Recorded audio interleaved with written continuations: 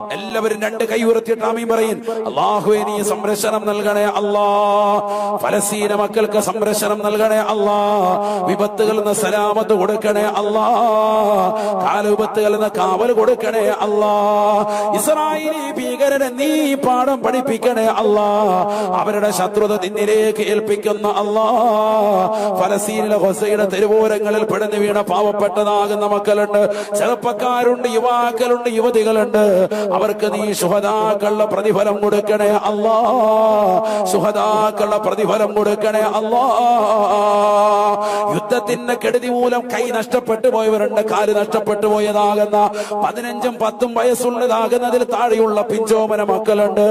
അല്ലാഹുവേ ക്ഷമ കൊടുക്കണേ അല്ലാ, ഖൈറായ ജീവിതം കൊടുക്കണേ അല്ലാ, സ്വാതന്ത്ര്യം അനുഭവിക്കാനുള്ള തൗഫീഖ് നൽകണേ അല്ലാ, സ്വാതന്ത്ര്യം അനുഭവിക്കാനുള്ള തൗഫീഖ് അവർക്ക് നീ നസീബാക്കണേ അല്ലാ.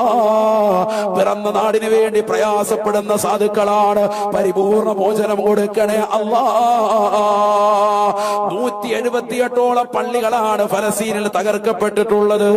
തകർക്കപ്പെട്ടതാകുന്ന പള്ളിയുടെ വിനാരങ്ങളുടെ ചുവടെ നിന്നുകൊണ്ട് നിസ്കരിക്കുന്നതായ സാധുക്കളെ കാണുന്നില്ലേ മുസ്ലിമേ? ഈ സമയത്തും അവർ നമസ്കാരം മുടക്കിയിട്ടില്ല. എവിടെയെങ്കിലും ബോംബ് വർഷിക്കുമ്പോൾ ഓടി വരുന്നത് ഞങ്ങൾക്ക് ഇവിടെ ബുദ്ധിമുട്ടുണ്ടായി എന്ന് പറഞ്ഞിട്ടല്ല, അവരപ്പോഴും പറയുകയാണ് അല്ലാഹുവേ ഇന്നാ ലില്ലാഹി വ ഇന്നാ ഇലൈഹി റാജിഊൻ.